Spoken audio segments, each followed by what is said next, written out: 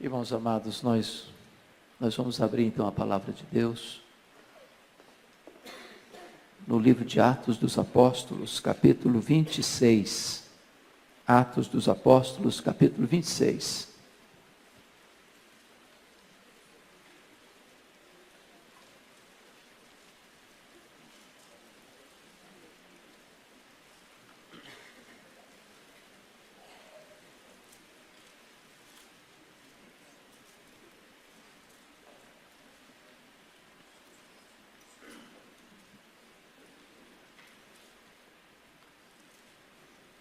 Nós vamos ler até o versículo 29. Atos 26, 1 a 29. A seguir, Agripa, dirigindo-se a Paulo, disse: é permitido que uses da palavra em tua defesa. Então Paulo, estendendo a mão, passou a defender-se nesses termos: tenho-me por feliz, ó rei Agripa, pelo privilégio de hoje, na tua presença, poder produzir a minha defesa de todas as acusações feitas contra mim pelos judeus. Mormente porque és versado em todos os costumes e questões que há entre os judeus. Por isso, eu te peço que me ouças com paciência. Quanto à minha vida, desde a mocidade, como decorreu desde o princípio entre o meu povo e em Jerusalém, todos os judeus a conhecem. Pois, na verdade, eu era conhecido deles desde o princípio, se assim o quiserem testemunhar, porque vivi fariseu conforme a seita mais severa da nossa religião. E agora estou sendo julgado por causa da esperança da promessa que por Deus foi feita a nossos pais, a qual as nossas 12 tribos, servindo a Deus fervorosamente de dia e de noite, almejam alcançar. É no tocante a essa esperança, ao rei, que eu sou acusado pelos judeus. Porque se julga incrível entre vós que Deus ressuscite os mortos? Porque se julga incrível entre vós que Deus ressuscite os mortos? Na verdade, a mim me parecia que muitas coisas devia eu praticar contra o nome de Jesus o Nazareno. E assim procedi em Jerusalém, havendo eu recebido a autorização dos principais sacerdotes, encerrei muitos dos santos nas prisões, e contra estes dava o meu voto quando os matavam. Muitas vezes os castiguei por todas as sinagogas, obrigando-os até a blasfemar, e demasiadamente enfurecido contra eles, mesmo por cidades estranhas, os perseguia. Com estes intuitos parti para Damasco, levando a autorização dos principais sacerdotes, e por eles comissionado. Ao meio-dia, ó rei, indo eu o caminho fora, vi uma luz do céu, mais resplandecente que o sol, que brilhou ao redor de mim e dos que iam comigo. E caindo todos nós por terra, ouvi uma voz que me falava em língua hebraica: Saulo, Saulo, por que me persegues? Dura coisa te é recalcitrares contra os aguilhões. Então eu perguntei: quem és tu, Senhor? Ao que o Senhor respondeu: eu sou Jesus a quem tu persegues. Mas levanta-te, firma-te sobre os teus pés, porque por isso te apareci, para te constituir ministro e testemunha, tanto das coisas em que me viste, como daquelas pelas quais te aparecerei ainda, livrando-te do povo e dos gentios, para os quais eu te envio, para lhes abrires os olhos e os converteres das trevas para a luz, e da potestade de Satanás para Deus, a fim de que recebam eles remissão de pecados, e herança entre os que são santificados pela fé em mim. Pelo que, ó rei Agripa, não fui desobediente à visão celestial, mas anunciei primeiramente aos de Damasco e em Jerusalém por toda a região da Judeia, e aos gentios que se arrependessem e se convertessem a Deus, praticando obras dignas de arrependimento. Por causa disto, alguns judeus me prenderam, estando eu no templo, e tentaram matar-me. Mas alcançando o socorro de Deus, permaneço até o dia de hoje, dando testemunho, tanto a pequenos como a grandes, nada dizendo, senão o que os profetas e Moisés disseram haver de acontecer. Isto é, que o Cristo devia padecer, sendo o primeiro da ressurreição dos mortos, anunciaria a luz ao povo e aos gentios. Dizendo ele essas palavras em sua defesa, Festo o interrompeu em alta voz: estás louco, Paulo? As muitas letras te fazem delirar. Paulo, porém, respondeu: não estou louco, ó excelentíssimo Festo. Pelo contrário, digo palavras de verdade e de bom senso.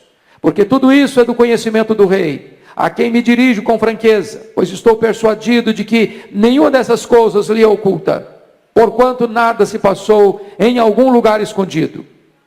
Acreditas, ó rei Agripa, nos profetas? Bem sei que acreditas. Então Agripa se dirigiu a Paulo e disse: por pouco me persuades a me fazer cristão. Paulo respondeu: assim Deus permitisse que, por pouco ou por muito, não apenas tu, ó rei, porém todos quantos hoje me ouvem se tornassem tais quais eu sou, exceto estas cadeias. Você pode repetir o verso 28 comigo? Então Agripa se dirigiu a Paulo e disse: por pouco me persuades a me fazer cristão.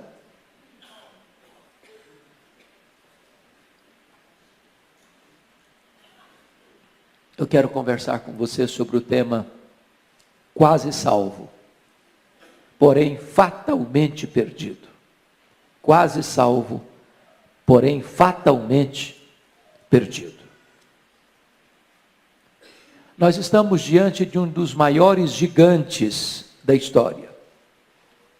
Nós estamos diante do maior paladino do Evangelho, do grande bandeirante do cristianismo.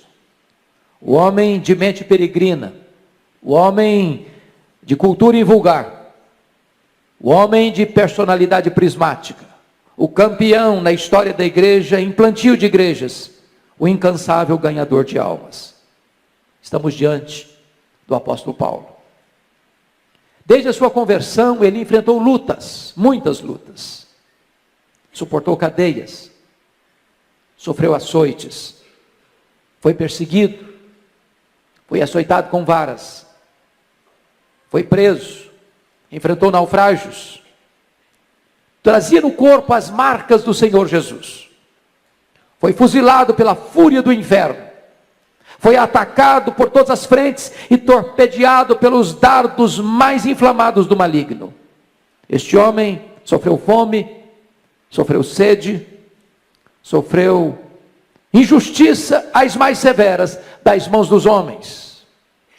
Para pregar o Evangelho, ele atravessou províncias, rompeu fronteiras, marchou por estradas, cruzou desertos, navegou mares encapelados, percorreu cidades, campos, vilas, desertos, entrou nos templos, nas sinagogas, falou nas praças, nas ilhas, na praia, nas escolas, nas prisões, nos régios salões das altas cortes, pregando o Evangelho a escravos e a livres, a reis e a vassalos, a grandes e a pequenos, a sábios e a ignorantes, a multidões e a solitários, sempre falando com intenso fervor e ardor, com saúde ou com doença, preso ou em liberdade, na cadeia ou nas praças, acolhido ou escorraçado, aplaudido ou apedrejado, amado ou odiado, na pobreza ou na fartura, pregando o Evangelho. Ele fez 3 viagens missionárias: província da Galácia, província da Macedônia, província da Acaia, província da Ásia Menor, plantando igrejas, levando a Cristo centenas, milhares de pessoas. Agora ele está de volta a Jerusalém, não para se aposentar, não para deitar numa cadeira de balanço, não para vestir um pijama. Ele volta, sim, com as mãos cheias de ofertas aos pobres da Judéia. Quando ele chega em Cesareia, Ágabo profetiza que ele vai ser preso. Vai ser preso em Jerusalém. Os discípulos tentam demovê-lo, mas corajosamente ele diz para eles: o que vocês estão fazendo comigo? Eu estou pronto não só a ser preso, eu estou pronto a morrer pelo nome de Jesus. E ele foi para Jerusalém, e ele foi preso. Conspiraram contra ele, armaram ciladas contra ele, resolveram matá-lo, fizeram juras e voto de que o matariam. Por providência de Deus, a trama é descoberta. Paulo é transferido para Cesareia Marítima. Ali ele é acusado durante 2 anos. O inferno vomitou contra ele toda a sua fúria. O diabo arregimentou contra ele toda a sua corja. E diante da frouxidão de Festo, prestes a entregá-lo nas mãos do Sinédrio, que armava uma orquestração contra ele para matá-lo, diz a Bíblia que Paulo decide, como cidadão romano, que quer ser julgado diante de César. E é nesse momento então, que lá em Cesareia, Festo recebe a visita do rei Agripa, acompanhado de Berenice, sua mulher. E diz a Bíblia que é nesse ínterim, dessa visita, que Paulo é chamado para dar o seu testemunho diante do rei Agripa. Uma reunião de pompa, de luxo, para Paulo fazer a sua defesa. E talvez com um brilhantismo raro, num dos mais eloquentes discursos da história da igreja, Paulo abre o seu coração, narra o que Jesus Cristo fez na sua vida. Ele mostra com total clareza, com diáfana eloquência, o que Cristo fez na sua vida, como ele era um monstro, como ele era um homem carrasco, como ele era um bárbaro, como ele era um perseguidor, assolador, exterminador, uma fera selvagem. E com fúria caminhava para Damasco, com o propósito de prender os cristãos e encerrá-los em cadeias. Mas de repente, naquela estrada, por volta do meio-dia, um fato acontece. Uma luz mais forte do que o sol incidiu-se sobre ele e derrubou ao chão. E então ele escuta uma voz que bradava desde os céus em voz hebraica: Saulo, Saulo, por que me persegues? Dura coisa te é recalcitrares contra os aguilhões. Este homem selvagem, este homem sanguinário está caído, está prostrado, está vencido, já convertido pelo poder do Espírito Santo de Deus. E ele então pergunta, agora com senso de submissão: quem és tu, Senhor? E Jesus responde para ele: eu sou Jesus, a quem tu persegues. Levanta-te, porque te enviarei para longe aos gentios. Enquanto Paulo narra este fato glorioso da sua conversão, Festo interrompe em alta voz: estás louco, Paulo? As muitas letras te fazem delirar.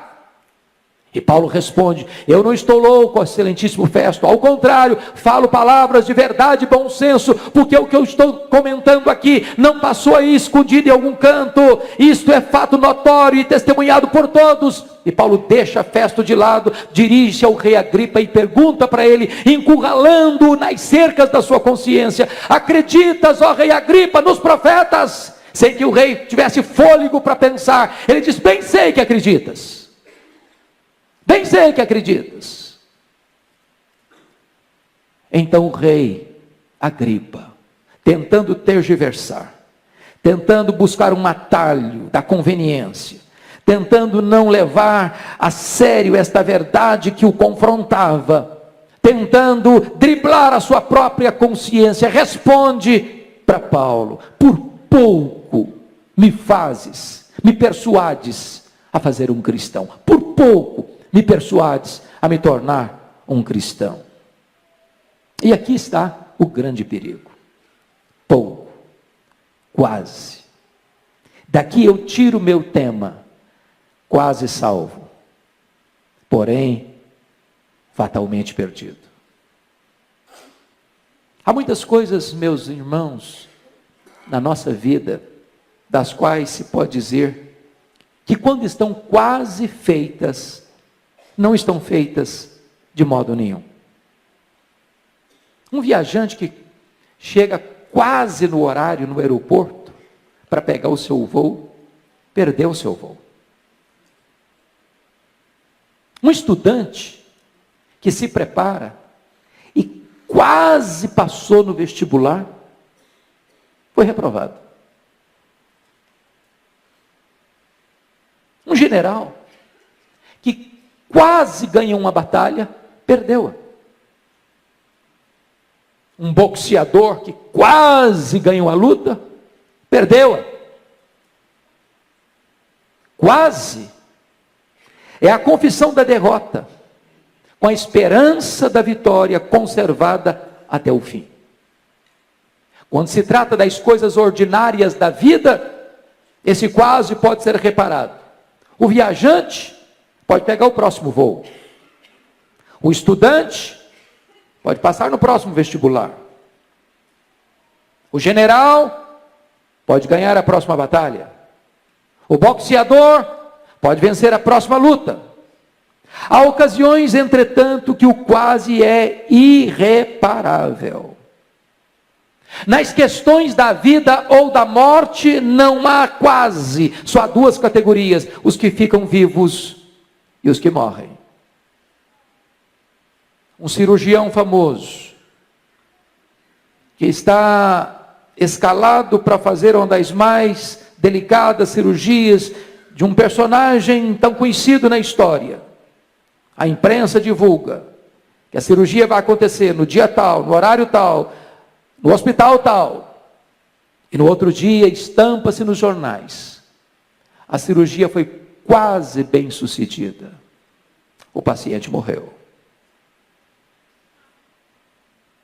No dia 31 de dezembro de 1989, o barco Batomushi, na Baía da Guanabara, estava cheio de gente, alguns atores, atrizes, pessoas da sociedade, para assistir o grande espetáculo dos fogos multicoloridos da virada de ano, naquele lugar tão conhecido no Brasil e no mundo. Mas eis que aquele barco começa a naufragar. O desespero, o pânico toma conta de todos. Barcos salva-vidas foram chamados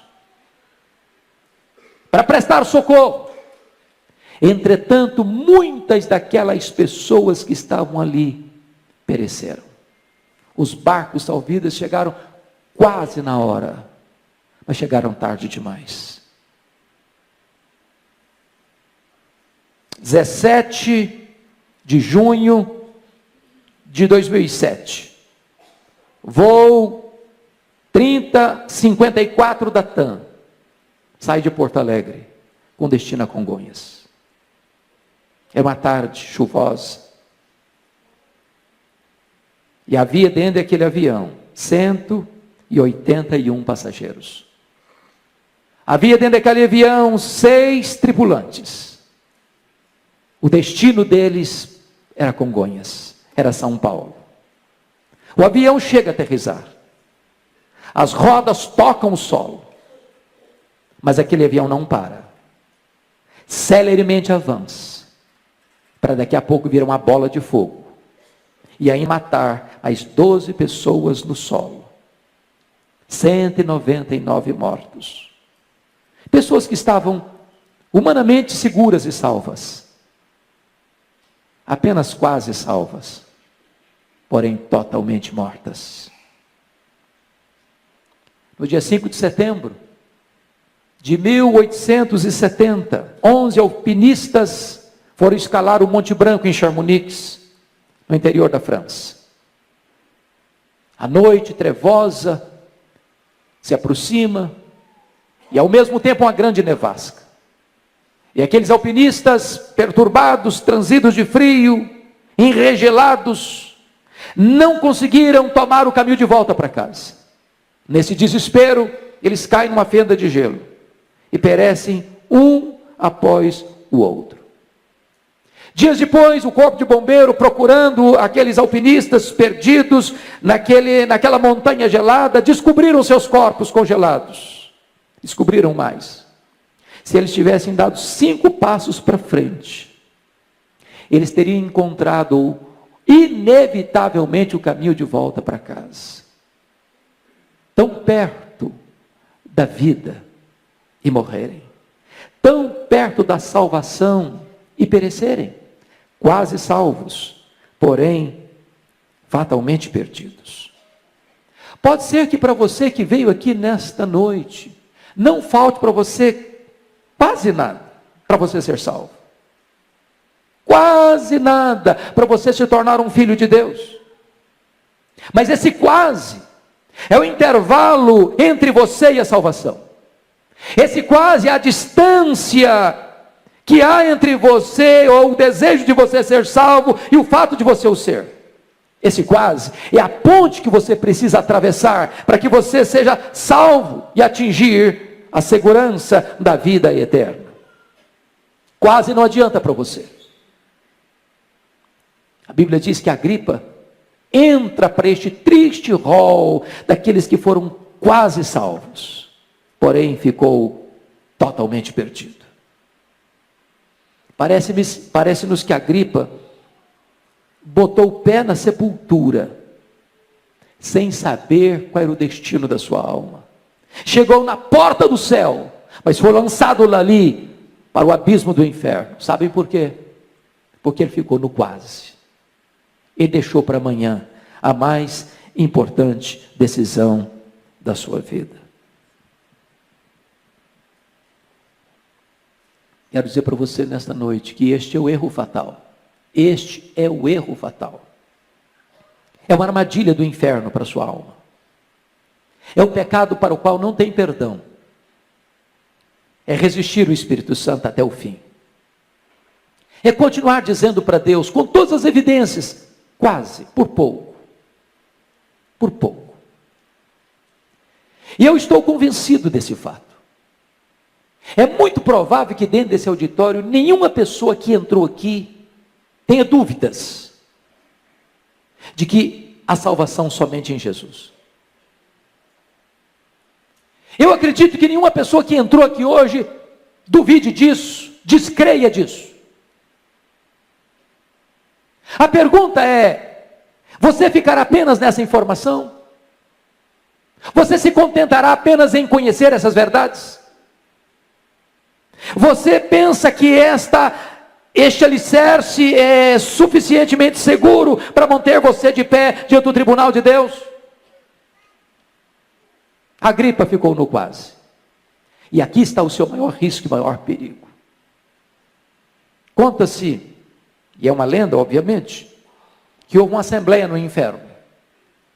Uma assembleia no inferno. Os demônios estavam muito apavorados, porque pessoas estavam sendo convertidas e sendo tiradas da potestade de Satanás para Deus, do império das trevas para o reino da luz. E eles se reuniram então para traçar um projeto, um plano para tentar dificultar estas conversões. E então, muitas propostas foram levantadas naquela assembleia. Levantou o Senhor e disse o seguinte: vamos dizer para as pessoas que a Bíblia não é verdade. Quando um pregador se levantar para pregar a Bíblia, vamos dizer que esse livro tem erros, que tem contradições, que papel aceita tudo, que a Bíblia não é a palavra de Deus, e então essas pessoas não terão autoridade para pregar. Levantou-se outro mais experiente e disse: não, essa tese não é funcional, ela não é verdadeira, porque sempre que essa palavra foi pregada e pessoas crerem, elas serão salvas.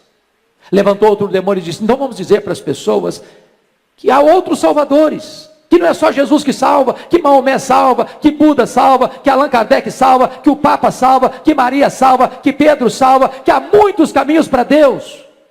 Levantou outros demônios mais experientes: não, essa não vai funcionar, porque quando as pessoas ouvirem que só Jesus é o caminho para Deus, se arrependerem e crerem, elas serão salvas. Levantou-se outro e disse: então vamos dizer que o homem não é pecador, que o homem é bom, que ele merece, que ele faz boas obras, que ele pode ser salvo pelo seu sacrifício, pela sua obra, pela sua religiosidade, pelos seus predicados morais. Levantou-se outro demônio e disse: não, essa também não vai funcionar, porque o homem sabe que é pecador, ele tem experiência que é pecador, e no momento que ele se arrepender dos seus pecados e correr para os braços de Jesus, ele será salvo. Muitas outras propostas foram levantadas, até que levantou-se o maioral dos demônios e disse: eu tenho uma solução. Vamos dizer para os homens que a Bíblia é a verdade. Vamos dizer para os homens que só Jesus Cristo salva. Vamos dizer para os homens que o homem é pecador e ele precisa se arrepender. Vamos dizer só mais uma coisinha para eles. Agora não. É cedo demais. Agora não. Deixa para depois. Deixa para mais tarde. Deixa para outra ocasião. Adia essa decisão.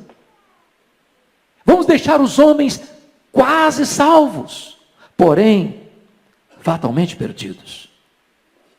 Deixa eu dizer para você, deixar para depois é uma emboscada para a sua alma, é uma armadilha para a sua vida. Deixar para depois é você entrar nesse alçapão do inferno. Jesus Cristo deixou extremamente claro: quem não é por mim é contra mim. Portanto, note isso: você hoje não pode ficar numa posição de neutralidade diante de Jesus, até porque não existe essa posição de neutralidade. Aliás, é imperativo dizer para você: você é escravo da sua liberdade. Você é escravo da sua liberdade. Você que entrou aqui hoje não pode deixar de tomar uma decisão. Sabe por quê? Porque você é escravo da sua liberdade. Você é como alguém dentro de um barco, rio abaixo. Lá na frente tem um grande abismo. Você pode tomar algumas decisões. Você pode tomar a decisão de pular do barco. Você pode tomar a decisão de remar para a margem. Você pode tomar a decisão de achar que o abismo não existe. Você pode fazer de conta que não há perigo à frente. Só uma coisa você não pode fazer: é deixar tomar uma decisão. Mas você pode argumentar: mas eu não quero decidir nada, eu estou indeciso. Pois se você está indeciso, eu quero dizer que isso já é uma decisão, porque a indecisão é a decisão de não decidir. E quem decide não decidir, decide não a favor de Cristo, mas contra Cristo, porque ele diz: quem comigo não ajunta espalha, quem não é por mim é contra mim. Deixa eu dizer uma coisa para você. Aqueles que nunca pensaram no céu vão se lembrar dele no primeiro minuto de inferno. Eu repito: aqueles que nunca pensaram no céu vão se lembrar dele no primeiro minuto de inferno. Mas já será tarde demais. A Bíblia fala de um homem muito rico que vivia em banquetes, regalando-se com suas vestes, com seus convivas, com seus banquetes. E à sua porta havia um homem chamado Lázaro, chagado, ferido, faminto. Este homem nunca se importou com o seu próximo. Diz a Bíblia que Lázaro, cujo nome significa aquele que confia em Deus, morreu e foi levado, escoltado pelos anjos ao seio de Abraão. Diz a Bíblia que o rico morreu, foi sepultado, e no inferno, estando em tormentos, lembrou-se: pai Abraão, eu estou atormentado nessas chamas. Peça a Lázaro que molhe a ponta do seu dedo em água e põe aqui na minha língua para me refrescar a língua, porque estou atormentado nessas chamas. E eu pergunto a você: o que adianta uma gota d'água nas chamas do inferno? Era tarde demais. E a palavra para ele foi esta: há um grande abismo entre nós e vós, de tal maneira que os que estão aqui não podem passar para lá, nem os que estão lá passarem para cá. Hoje, agora, nesta noite, eu posso dizer para você: a porta do céu está aberta para você. E Jesus convida você: vinde a mim, todos vós que estáis cansados e sobrecarregados, e eu vos aliviarei. Hoje Deus convida você: convertei-vos, convertei-vos de todo o vosso coração, convertei-vos dos vossos maus caminhos, porque havereis de morrer. Mas você pode fazer a seguinte pergunta: o que pode me separar deste convite? O que pode me fazer rejeitar esse convite? Que razões me levam a deixar para depois? Que fatores me levam a ficar apenas no quase? Primeiro, tem muita gente que deixa para a última hora, ou fica no quase, por causa do amor do dinheiro. Amor do dinheiro. Tem gente que já vendeu sua alma para o diabo por causa de dinheiro. Tem gente que já negociou os princípios e valores absolutos da sua consciência por causa do lucro fácil, ilícito.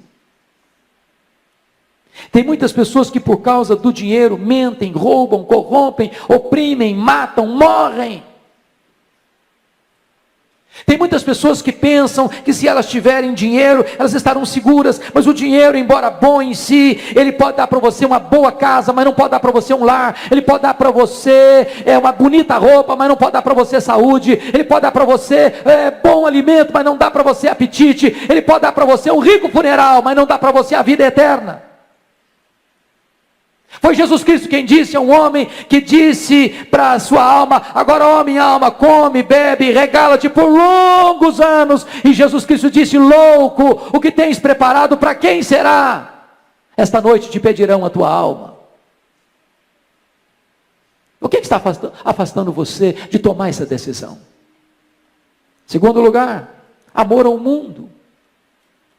Irmãos, tem tantas pessoas que estão flertando com o mundo, apaixonadas pelo mundo, pelo glamour do mundo, pelos prazeres do mundo, pelos prazeres da vida. Elas acham que se crerem em Jesus, se entregarem sua vida para Jesus, a vida vai ser massacrante, a vida vai ser enjoada, a vida vai ser árida, a vida vai ser sem graça, a vida não vai ter prazer, e elas pensam que o prazer está no pecado, que o prazer está nos banquetes do mundo, e elas então oferecem ao coração delas para satisfazer-se nesses banquetes, mas rejeitam o banquete da graça de Deus.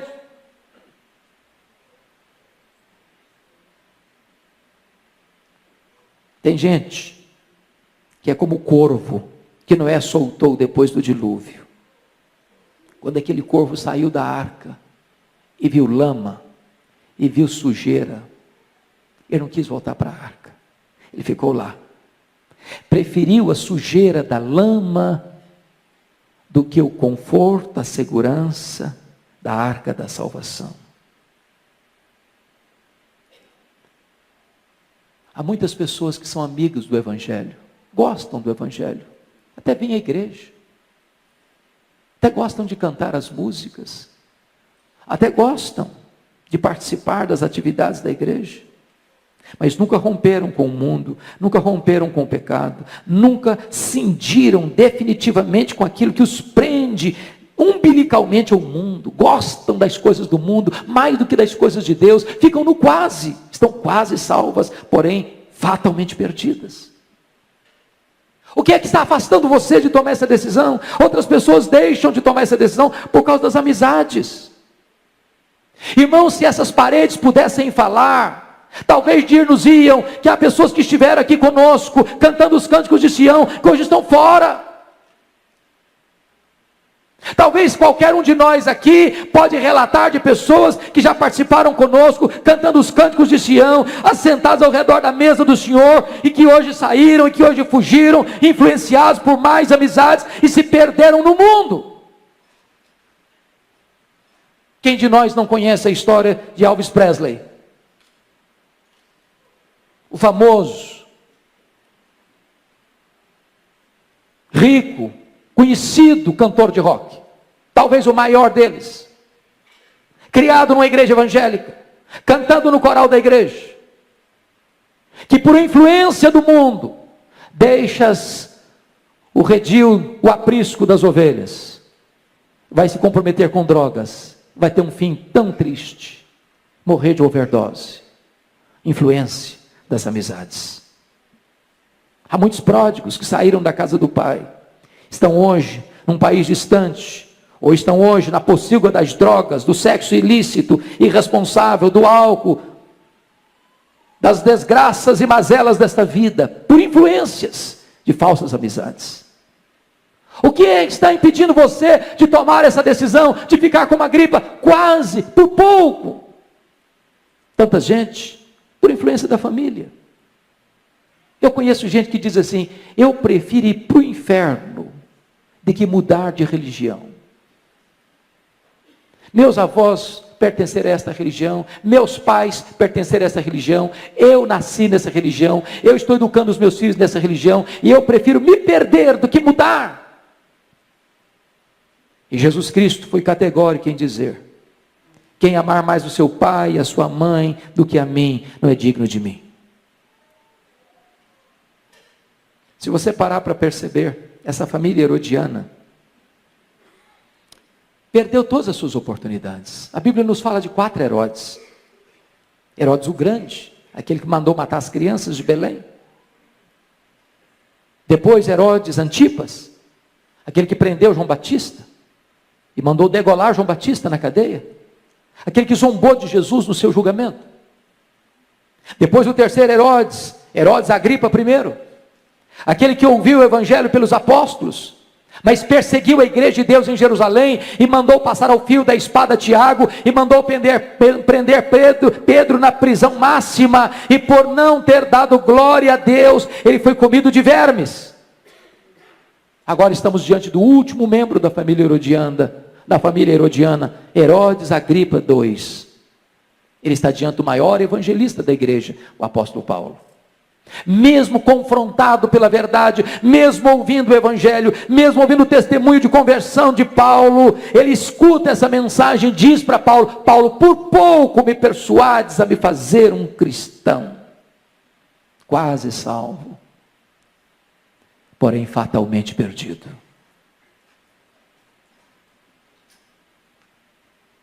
Eu quero dizer para você nesta noite que hoje é o dia da sua salvação. Hoje Jesus está aqui. Hoje você está diante de uma decisão inevitável, urgente. Talvez como aqueles 2 ladrões que estavam crucificados diante de Jesus. Ambos devedores, ambos perdidos, ambos condenados. Você e eu não somos melhores do que aqueles homens. Somos pecadores, carecemos da graça de Deus. Um deles aproveitou sua última oportunidade, temeu a Deus, reconheceu o seu pecado e, arrependido, buscou a Jesus e foi salvo. O outro rejeitou sua última oportunidade, na última hora, estava perto de Cristo, mas pereceu. Orou, mas perdeu-se, quis ser salvo do seu jeito e foi para o inferno. E você? O que você vai fazer? Que decisão você vai tomar? Ficar no quase? Eu quero terminar contando para você uma história que me marcou muito. De um homem que foi contratado para cuidar de uma ponte.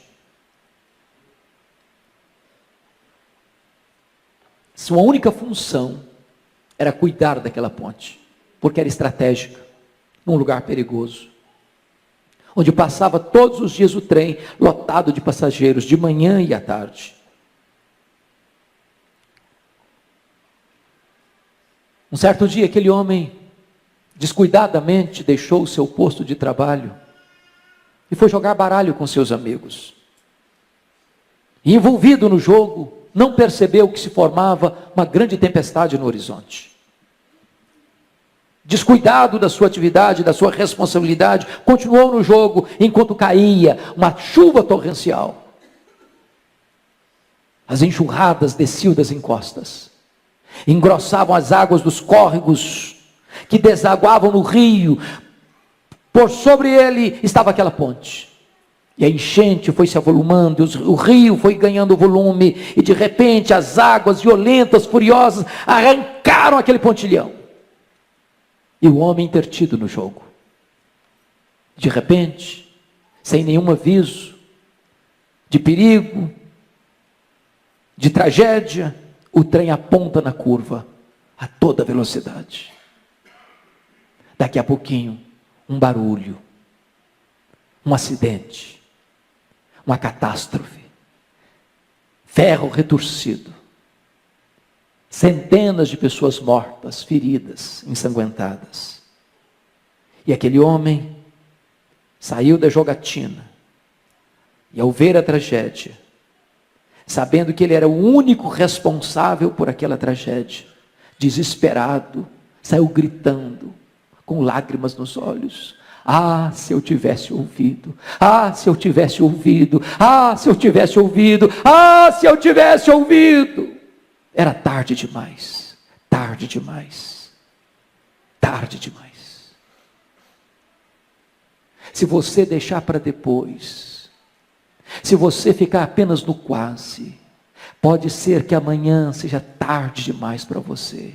Pode ser que amanhã você vai estar perante o tribunal reto e justo de Deus, sem estar com vestes alvas, sem estar lavado no sangue do Cordeiro, sem estar plenamente arrependido, sem estar plenamente perdoado, e você vai chorar e gritar: ah, se eu tivesse ouvido, ah, se eu tivesse ouvido, ah, se eu tivesse ouvido. Mas então será tarde demais, eternamente tarde demais, quase salvo, porém fatalmente perdido. O que você vai fazer com o destino da sua alma? Curva sua fronte, por favor. Vamos orar.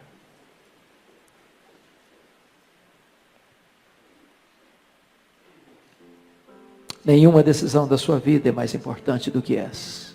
Nenhuma. Nenhuma decisão. Essa é a mais urgente, necessária decisão da sua vida. Você pode ganhar o mundo inteiro, se você perder sua alma, de nada valeu. Você pode pertencer à família mais famosa, mais conhecida, mais honrada dessa cidade. Se você não se converter, se você não nascer de novo, se você não se render a Jesus Cristo, nada disso vai valer. Você pode ter fama, sucesso, você pode ter uma brilhante carreira profissional, você pode ter sucesso na sua vida afetiva, você pode ter construído uma família maravilhosa, você pode ser amado na sua família, mas se você não for salvo, nada disso lhe aproveitará. Hoje é o dia da sua decisão. Hoje é o dia. Amanhã pode ser tarde demais. Se hoje você ouvir a voz de Deus, não endureça o seu coração. Porque o amanhã você não administra. Você não sabe se Deus vai preservar a sua vida. E você não sabe se Deus lhe dará uma outra chance. Você não sabe se você terá um novo tempo para você ouvir a voz de Deus. Por isso a Bíblia diz: se hoje você ouvir a voz de Deus, não endureça o seu coração. Eu quero orar por você. Se você deseja tomar essa decisão, é aí no silêncio do seu coração. Porque essa é uma decisão pessoal, intransferível. Só você, seu pai, sua mãe, seu marido, sua mulher, seus filhos não podem tomar essa decisão por você. Ela é sua, somente sua. Então nesse momento, fale para Deus. Ore comigo assim: ó Deus, eu ouvi nesta noite a tua palavra. E eu reconheço que eu sou um pecador. E eu reconheço que só há salvação em Jesus Cristo. E eu reconheço que hoje é o dia da salvação. Eu não quero ficar como a Agripa, dizendo quase. Hoje, Senhor, hoje eu quero tomar a minha decisão. Por amor do teu nome, muda a minha vida. Dá-me um novo coração.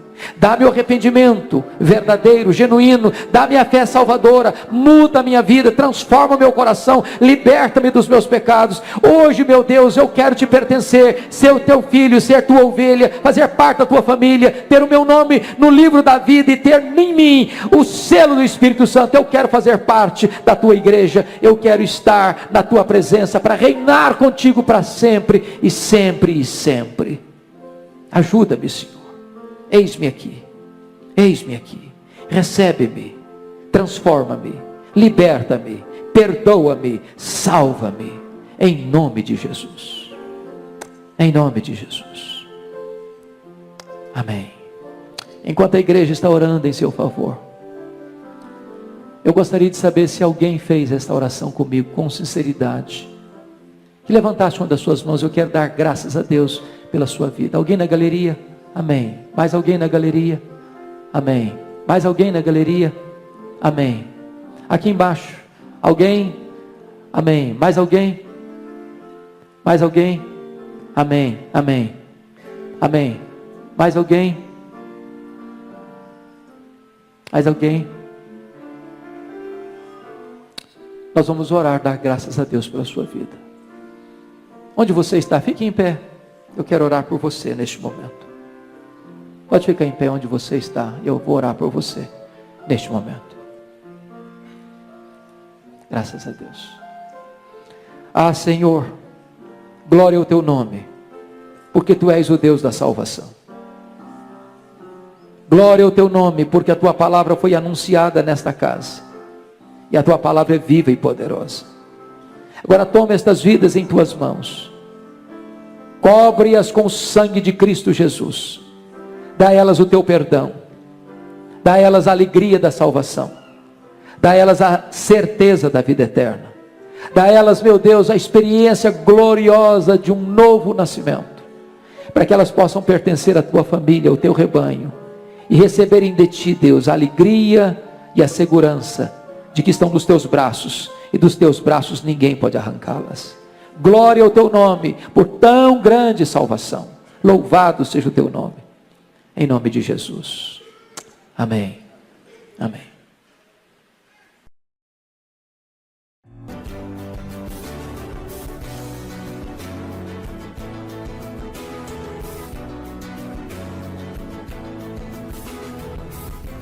Palavra da Verdade, com Hernandes Dias Lopes.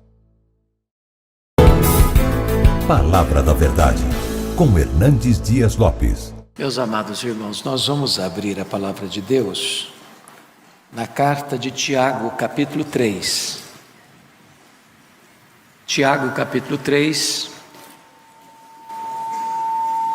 versos de 1 a 12.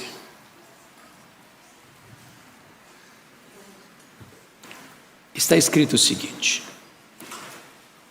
meus irmãos, não vos torneis, muitos de vós, mestres, sabendo que havemos de receber maior juízo, porque todos tropeçamos em muitas coisas.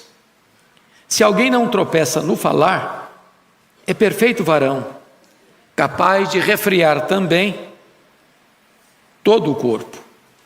Ora, se pomos freios na boca dos cavalos para nos obedecerem, também lhes dirigimos o corpo inteiro. Observai igualmente os navios que, sendo tão grandes e batidos de rijos ventos, por um pequeníssimo leme, são dirigidos para onde queira o impulso do timoneiro. Assim também a língua, pequeno órgão, se gaba de grandes coisas. Vede como uma fagulha põe em brasas tão grande selva. Ora, a língua é fogo, é mundo de iniquidade. A língua está situada entre os membros do nosso corpo e contamina o corpo inteiro. E não só põe em chamas toda a carreira da existência humana, como também é posta ela mesma em chamas pelo inferno. Pois toda espécie de feras, de aves, de répteis e de seres marinhos se doma e tem sido domada pelo gênero humano. A língua, porém, nenhum dos homens é capaz de domar. É mal incontido, carregado de veneno mortífero. Com ela, bendizemos ao Senhor e Pai. Também com ela, amaldiçoamos os homens, feitos à semelhança de Deus. De uma só boca procede bênção e maldição. Meus irmãos, não é conveniente que estas coisas sejam assim. Acaso pode a fonte jorrar do mesmo lugar o que é doce e o que é amargoso? Acaso, meus irmãos, pode a figueira produzir azeitonas ou a videira figos? Tampouco fonte de água salgada pode dar água doce. Eu quero conversar com vocês sobre o tema cuidado com a sua língua. Bom, esse tema tem a ver com todos nós. Ou quem se aventura a levantar a mão e dizer, não, esse não é um problema meu.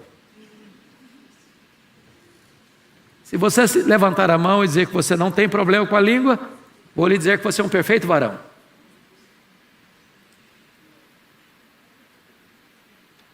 Em um grau maior ou menor, todos nós lidamos com esse problema. E você e eu temos visto pessoas sendo curadas mesmo, por uma palavra boa, oportuna, que vem como bálsamo, como medicina para a alma. Mas também nós já vimos pessoas doentes, machucadas e feridas, porque foram vítimas de uma seta venenosa, de uma palavra ferina, de uma crítica injusta, de uma maldição imposta sobre ela. Eu não posso me esquecer quando estava um dia no meu gabinete pastoral lá em Vitória, e entra uma mulher chorando, abatida, triste. E quando ela se acalmou um pouco, eu perguntei: o que está acontecendo com a senhora? Ela me respondeu: eu estava saindo de casa para vir para cá, e a minha vizinha pulou do 10º andar do prédio, se esborrachou no asfalto. E eu perguntei: mas que conexão tem esse fato com o fato da senhora estar aqui? Ela me respondeu: é que eu estou para fazer a mesma coisa, mas não tenho coragem. E eu perguntei: mas por que a senhora quer acabar com a sua vida? Ela me respondeu: porque desde criança eu escutei do meu pai que eu era um problema. E eu perguntei: mas o que é que a senhora fez diante desta palavra de seu pai? Ela disse: eu me casei com o primeiro pretendente que apareceu para sair de casa. E eu perguntei: e daí, o que aconteceu daí para frente? Ela disse: o meu marido é igualzinho meu pai. Me dizia que eu era um problema. Me divorciei dele, casei de novo. E o meu segundo marido repetindo as mesmas coisas. Me divorciei dele, casei a 3ª vez. E o meu marido me fala as mesmas coisas. E ela conclui: pastor, eu sou um problema. Eu confesso para vocês que eu me emocionei muito ao ouvir o relato daquela mulher e disse para ela 3 coisas que quero repetir para vocês. Talvez você que está aqui hoje já foi vítima de uma palavra insensata, ou de um pai, ou de uma mãe, ou de um parente, ou de um namorado, ou de uma namorada, de um noivo, de uma noiva, do marido, da esposa, de um patrão, de um professor, não sei. Eu preciso lhe dizer que você não é o que as pessoas dizem que você é.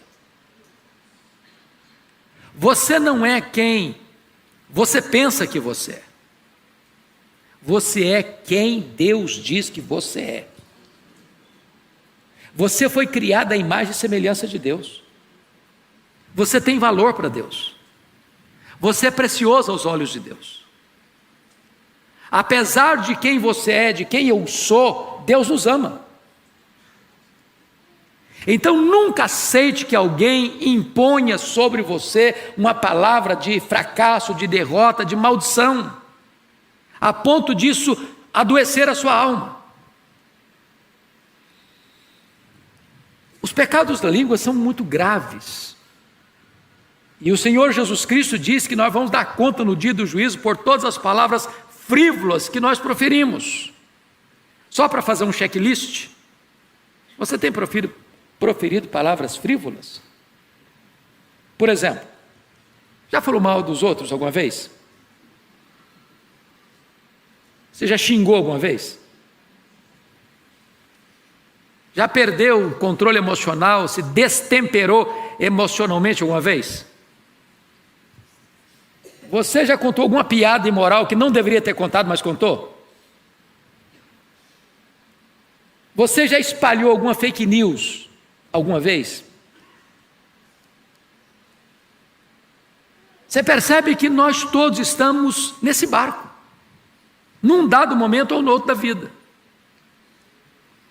Quando Provérbios, no capítulo 6, vai retratar os 6 pecados que mais a alma de Deus abomina, dentre eles estão 3 pecados da língua. Deus abomina a língua mentirosa, Deus abomina a testemunha falsa, mas a alma de Deus não tolera o pecado que mais ofende a Deus. É aquele que semeia contenda entre irmãos. O leve e trás, o correio dos corredores, a pessoa que atiça, que joga uma pessoa contra a outra.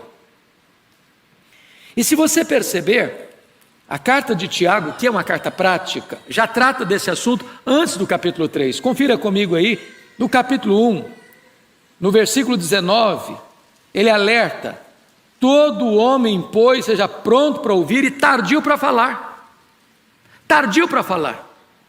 Se você falar com raiva, irado, no afogadilho da crise, você corre o risco de falar o que você não quer falar, com um tom de voz que você não deveria usar, acaba machucando a pessoa que você mais ama e perde a razão. Mas confira aí o capítulo 1, versículo 26. Diz assim: se alguém supõe ser religioso, deixando de refrear a língua, antes enganando o próprio coração, a sua religião é vã. Então note você que Tiago é uma carta prática. É claro que existem outros problemas que podem tornar a religião de alguém vã, mas ele destaca a língua desenfreada, a língua solta, a pessoa irresponsável na sua fala, que fala para depois refletir. E essa fala irrefletida, ou essa língua desenfreada ou solta, anula qualquer religiosidade que você possa ostentar. Então, eu gostaria que nós, agora com a Bíblia aberta em Tiago 3, pudéssemos examinar essa passagem. Então, Tiago vai tratar especificamente desse assunto. E ele começa dizendo assim: meus irmãos. Então ele não está falando para o não crente, ele não está falando para o descrente, ele não está falando para o ateu, ele não está falando para o agnóstico, ele não está falando para o idólatra, ele não está falando para o feiticeiro, ele não está falando para aqueles que desprezam o conhecimento de Deus, ele está falando para dentro da igreja, falando para nós, para você e para mim. Meus irmãos, não vos torneis muitos de vós mestres, sabendo que havemos de receber maior juízo. Quanto mais conhecimento, quanto mais privilégio, maior a responsabilidade. E ele vai para o verso 2 e diz: porque todos tropeçamos em muitas coisas.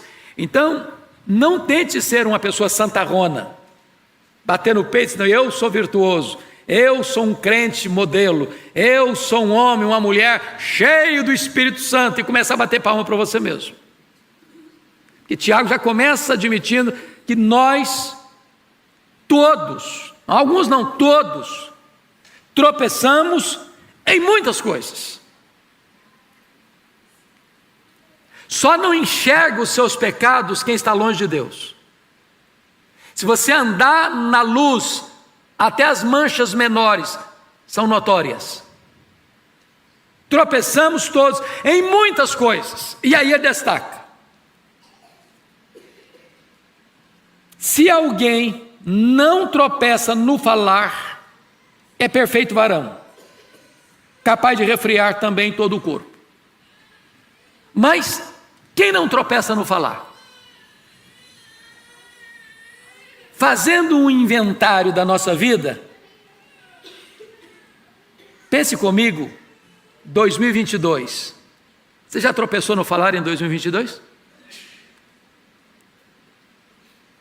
Então nenhum de nós aqui nessa congregação está fora do alcance dessa exortação de Tiago. Eu gostaria então que nós pudéssemos observar o que significa isso. Uma palavra falada, alguém já disse, é como uma flecha que você despacha, ela não volta mais. Alguém disse assim: mas não era a minha intenção. Bom, a pessoa que foi alvo ou vítima da sua palavra não consegue ler seu coração, ela não consegue ler sua intenção, ela só escuta a sua voz. Se machucou, vai machucar mesmo. Se feriu, vai ferir mesmo. Só Deus conhece a intenção. Então é uma seta que você joga, não recolhe mais. Ou alguns comentários, eles são tão nocivos, eles são tão devastadores, que é como você subir no alto de uma montanha, solta um saco de penas, não dá para recolhê-las todas mais.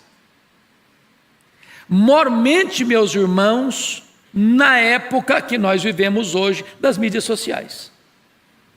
Então, um conselho prático: não entre em discussões em mídias sociais. Não entre em disputas de palavras em mídias sociais. Isso é jogar um saco de penas do alto do Monte Everest. Não dá para recolher tudo mais. Você não administra isso mais. Se alguém criticar você nas mídias sociais, não tente se defender lá. Não faça isso, porque isso vai ter uma proporção inimaginável para machucar muita gente. Então, vamos dar uma olhadinha aqui nas figuras que Tiago levanta para nós entendermos esse assunto. Primeiro, em primeiro lugar, ele diz que a língua tem o poder de dirigir, e ele usa 2 exemplos. Veja você comigo no verso 3 e no verso 4. O primeiro exemplo, no verso 3, ele usa a figura do freio do cavalo. Bom, eu fui criado no interior, na região rural, no lombo de cavalo. Então a primeira coisa que você faz, um cavalo forte, que tem uma força descomunal, que pode usar essa força para o mal, se você montar num cavalo que não foi ainda adestrado, é um risco à sua vida. É preciso que tenha um amansador, adestrador profissional para domar, amansar, domesticar aquele animal. E qual é o instrumento que é usado? É o freio na boca. O freio na boca, se você controla a boca do cavalo, você controla todo o cavalo. Ele vai usar a força dele de maneira benéfica a você. Ele vai transportar você, ele vai transportar uma carga, ele não vai colocar você em risco. Por que você controlou a boca dele? Pelo freio. Na linguagem de Tiago, se você controla a sua língua, você controla o seu corpo, seus impulsos, a sua energia, tudo aquilo que você tem dentro de você de força vai ser canalizado para o bem e não para o mal.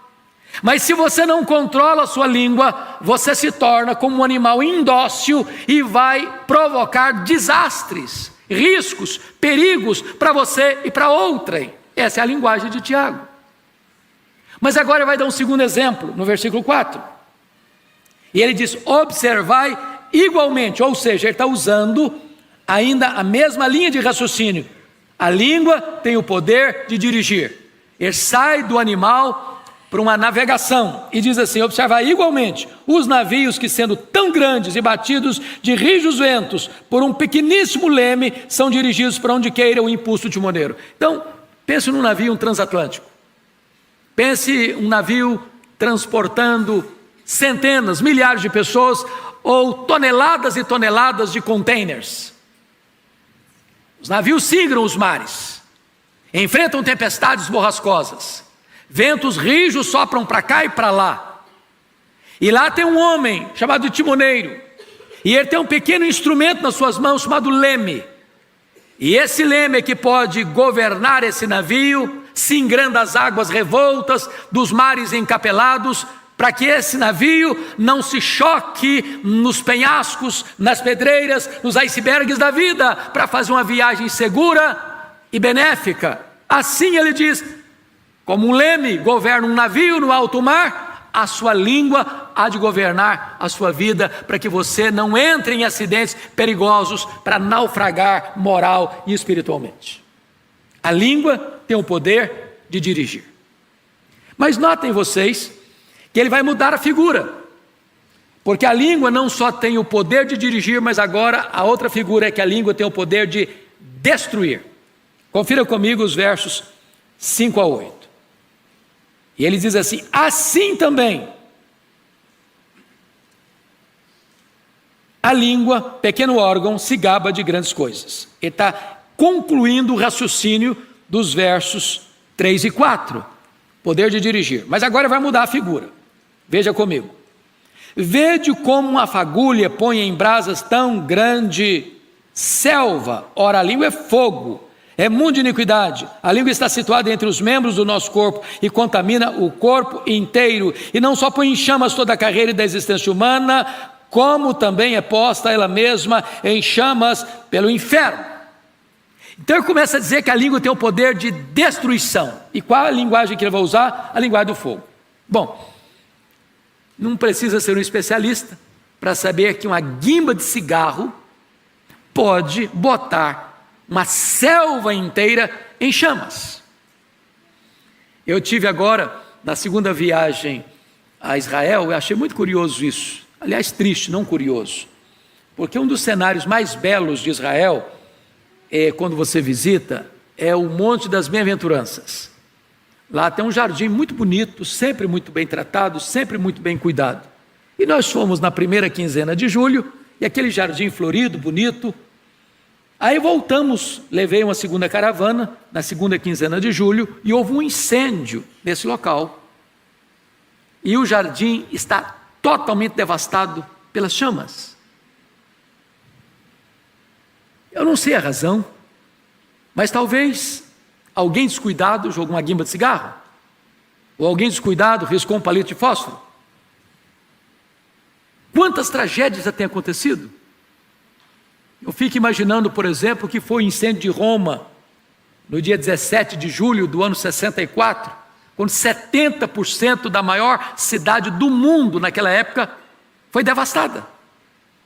Eu fico imaginando o que aconteceu, por exemplo, no dia 8 de outubro de 1871, às 20h30, quando Moody pregava numa grande cruzada evangelística na cidade de Chicago, e houve um grande incêndio na cidade de Chicago, a ponto de 100 mil pessoas ficarem sem casas, a ponto de 17.500 prédios danificados, a ponto de centenas de pessoas terem morrido naquele grande incêndio.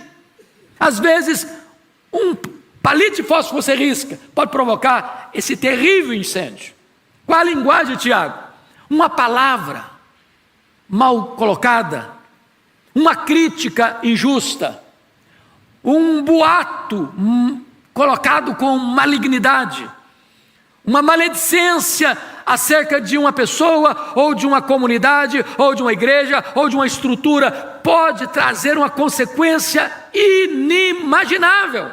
Sabe por quê? Porque a língua, como fogo, tem o poder de destruir. Me permita dar um exemplo histórico sobre isso.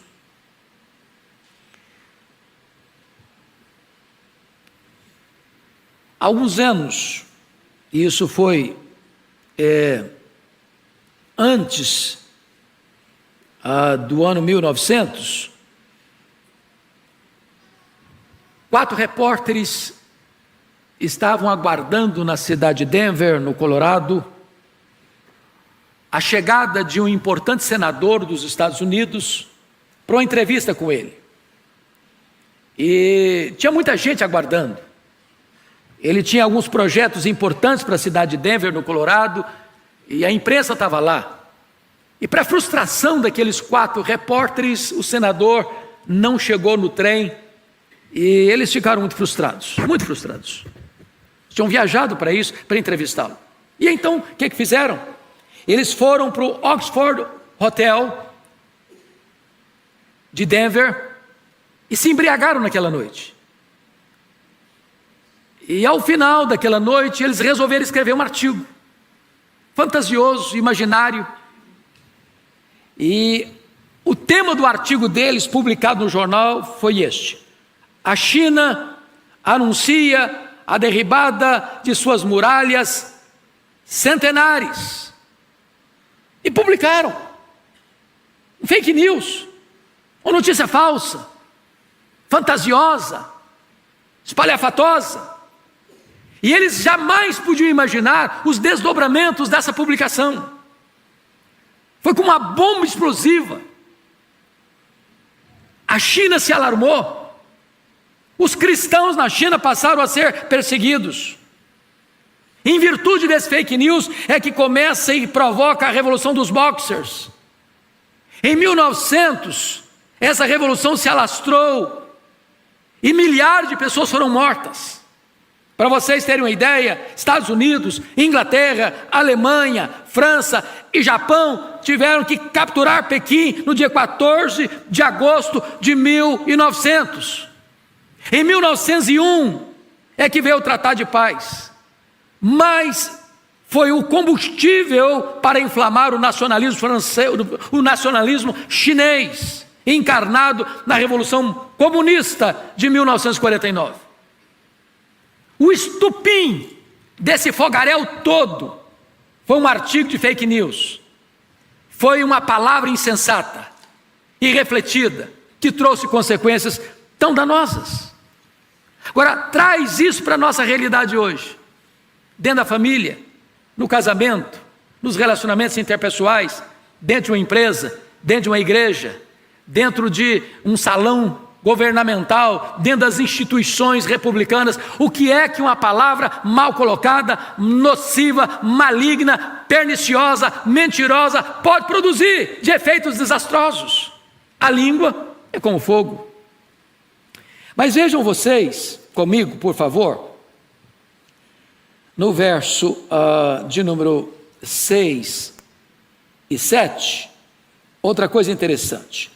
Está escrito assim: a língua é fogo, é mundo de iniquidade. A língua está situada entre os membros do nosso corpo e contamina o corpo inteiro. E não só põe em chamas toda a carreira da existência humana, como também é posta ela mesma em chamas do inferno. Meus irmãos, quantas pessoas que destruíram a si mesmos por causa da sua língua? Quantas pessoas que morreram precocemente por causa da sua língua? Quantas pessoas criaram problemas gravíssimos para elas, para a sua família, por causa da língua? Quantos conflitos dentro das igrejas por causa da língua? Quanta destruição no mundo por causa da língua? Ela é perigosa. Mas agora, vejam vocês que a língua é tratada como uma espécie de fera indomável. Aliás, acho que a fera mais perigosa do mundo é aquela que se esconde atrás da toca dos dentes. A língua. E eu quero chamar a sua atenção para o verso 7, quando Tiago diz assim: pois toda espécie de feras, de aves, de répteis, de seres marinhos se doma, e tem sido domado pelo gênero humano. O homem doma leão, doma tigre, doma elefante, doma rinoceronte, doma até cobra. O homem doma as aves, os botos, os animais, os peixes. Ou seja, tudo que Deus criou está debaixo do controle do governo do homem. Ele doma, ele tem o controle de dominar, de adestrar, de ensinar. Mas diz Tiago que um animal que é como fogo, o homem não consegue domar. Versículo 8: a língua, porém, nenhum dos homens é capaz de domar, é mal incontido, carregado de veneno mortífero. E agora ele vai usar a segunda figura. Primeiro é o fogo que destrói, agora é o veneno que mata. É um veneno letal. Vocês sabem que o veneno da língua é pior que o veneno da serpente, porque o veneno da serpente, quem botou na serpente foi Deus, mas o veneno da língua quem botou é o demônio. É um veneno incontido, é mortífero, é letal. Palavras matam. É por isso que a Bíblia diz lá em Provérbios 18, 21, que a morte e a vida estão no poder da língua. Quem bem a utiliza, come do seu fruto. Desta forma, irmãos, o que Tiago está dizendo para nós é que nós sempre deveríamos filtrar algo antes de falar. Está lá na carta de Paulo aos Efésios, capítulo 4, verso 29, assim: não saia da vossa boca nenhuma palavra torpe, e sim unicamente que for boa para edificação, conforme a necessidade, e assim transmita graça aos que ouvem. Vamos entender uma coisa aqui?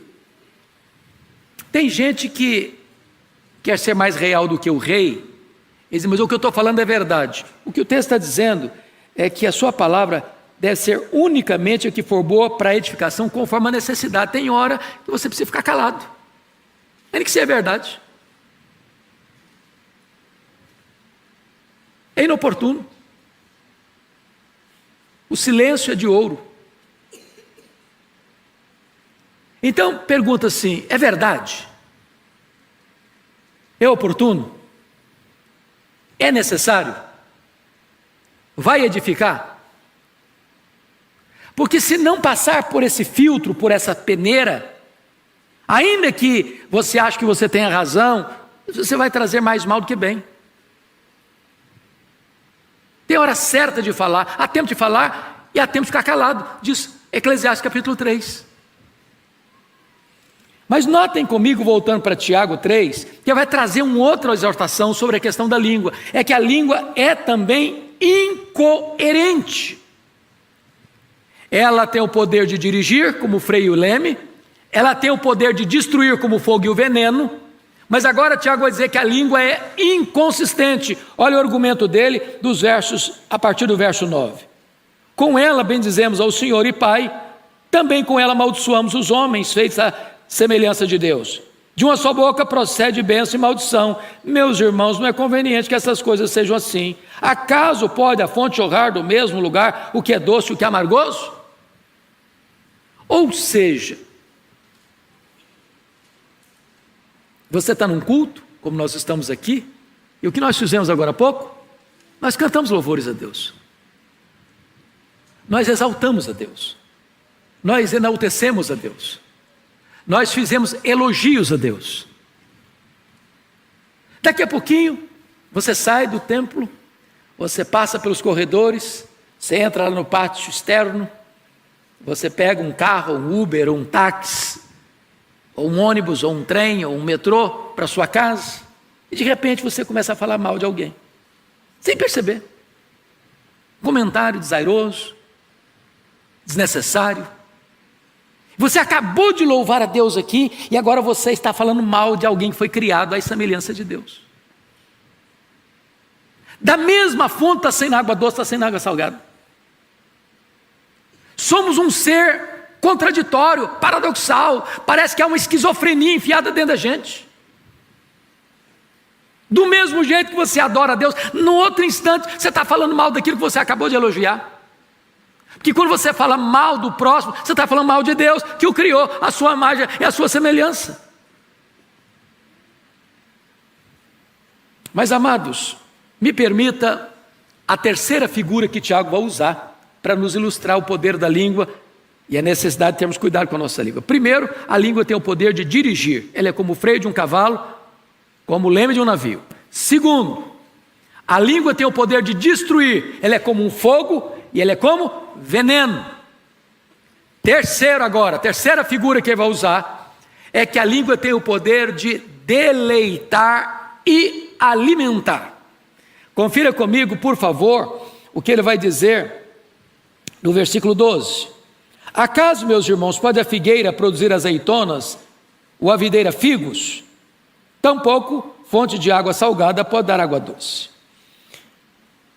O que ele está querendo dizer com isso? Se você parar para perceber, há duas árvores citadas aqui. A figueira produz o quê? Figos. E ele vai dizer que a videira produz o quê? Uvas. Tanto o figo quanto a uva são frutos deliciosos, que trazem prazer, trazem deleite, trazem sustento. Por isso que você vai e compra figo e uva até hoje. Mas ele está dizendo o seguinte: você porventura já viu em algum lugar, uma figueira produzir azeitona? Não é da natureza da figueira produzir azeitona. A oliveira produz azeitona, mas a figueira produz figo. Porventura você já viu uma videira, uma parreira de uvas produzir figos? É impossível, porque não é da natureza dela fazer isso. E aí ele começa a perguntar: mas como você que é um crente, lavado no sangue do Cordeiro, habitado pelo Espírito Santo, que foi regenerado, transformado, pode, sendo você uma fonte de água límpida e doce, onde as pessoas podem beber e se satisfazerem e se deleitarem, jorrar água salgada? Tampouco fonte de água salgada pode dar água doce. Como é que uma pessoa que não foi regenerada pode produzir vida através de seus lábios?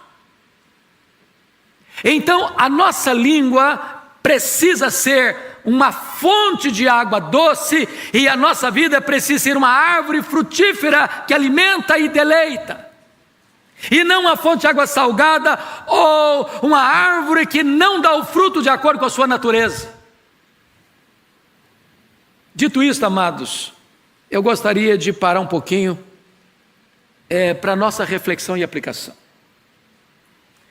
Eu de maneira nenhuma estou querendo botar carapuça em qualquer irmão aqui, ou constranger você com esta mensagem, porque disse, e à luz do texto, porque todos nós tropeçamos em muitas coisas. Todos nós. Nenhum de nós aqui pode dizer, não, eu sou melhor que você. Todos nós estamos no mesmo barco. Agora, nós podemos dar uma melhorada, não podemos não? Nós podemos tomar nesta noite algumas decisões. Precisamos ter mais cautela, mais cuidado. Precisamos botar freio e pegar o leme na mão. Precisamos ter cuidado com aquelas palavras perigosas como uma fagulha, como um pequeno palito de fósforo aceso que pode botar em chamas toda uma selva. Precisamos ter o máximo cuidado porque uma gota de veneno pode levar alguém à morte. Precisamos ter cuidado porque a língua, embora sejamos tão hábeis para domar as feras, os peixes e as aves, nós não conseguimos domá-la. A não ser que o Espírito de Deus nos controle, nos dê domínio próprio, nós seremos destemperados nas nossas palavras. E aqui, eu queria evocar o varão perfeito. O varão perfeito que, à luz de Tiago 3:2, é impossível para nós, porque todos tropeçamos em muitas coisas. Se alguém não tropeça no falar, é perfeito varão. Então, nenhum de nós aqui é um perfeito varão, nenhuma perfeita varoa. Mas existe um perfeito varão. E quem é ele? É Jesus Cristo nosso Senhor. Nunca houve dolo em sua boca. Nunca houve mentira em seus lábios.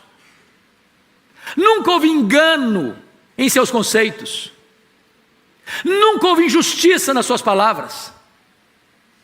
E para mim a marca de um crente maduro não é quanto ele conhece, é quão parecido ele é com Jesus. E quando você lê a história de Jesus, a biografia de Jesus, você lê os evangelhos, uma coisa você percebe: sempre que alguém chegou perto de Jesus machucado, ferido, quebrantado, saiu de lá restaurado, curado, levantado para a vida. Então, se nós queremos ser imitadores de Cristo, se nós queremos ser chamados de cristãos, nós precisamos imitar a Jesus. E aí a questão é: como é que a pessoa chega até nós? Como é que ela sai depois que conversa conosco? Mais animada com a vida? Mais disposta a se levantar, a se erguer? Ou uma pessoa que depois que conversa com a gente, ela sai desanimadíssima com a vida? Quem é você? As pessoas saem melhores ou piores depois que batem um papo com você? Quem é você? Quando você chega num ambiente, um ambiente melhora ou piora?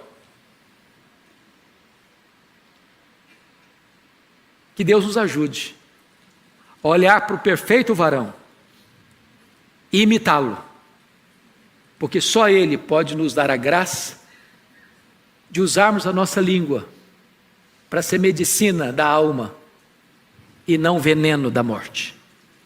Que o Senhor nos abençoe. Tenha misericórdia de nós. Vamos curvar nossa fronte, vamos orar. E você vai refletir sobre isso. Alguém já disse com toda razão, o autor do livro O Monge Executivo, diz que você não é o que você fala, você não é o que você promete, você não é o que você sente, você é o que você faz. Então, quem sabe agora você possa pedir a Deus, me ajude, Senhor, a melhorar essa semana, na minha casa. Usar um tom de voz mais manso, que às vezes não é o que você fala, é como você fala. Às vezes você tem até razão no que está falando, mas o seu tom de voz estragou tudo. Peça a Deus mansidão, peça a Deus domínio próprio, peça a Deus autocontrole,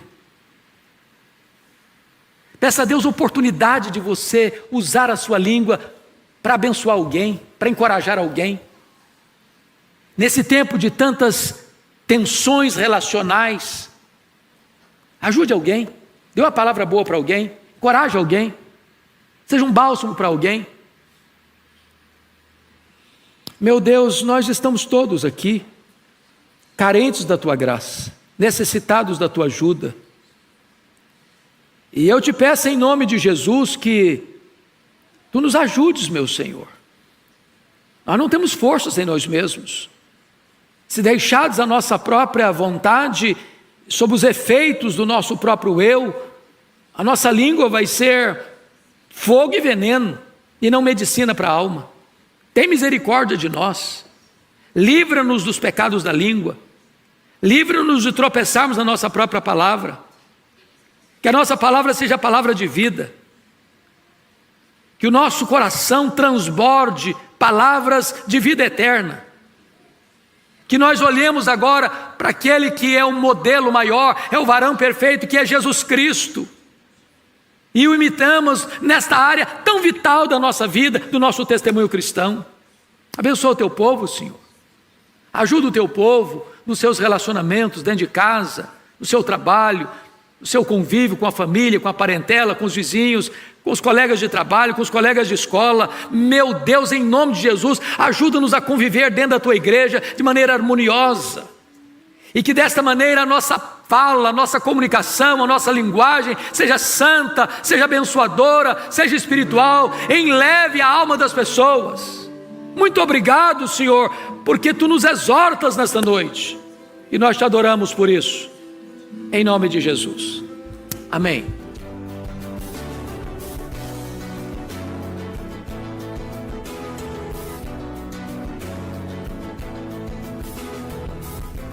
Palavra da Verdade, com Hernandes Dias Lopes.